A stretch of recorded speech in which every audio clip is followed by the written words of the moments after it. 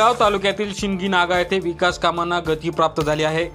आज दिनांक 4 जानेवारी रोजी रोजगार हमी योजनेअंतर्गत सिमेंट रस्त्याचे काम सुरू झाले असून मान्यवरांच्या हस्ते आज उद्घाटन करण्यात आले।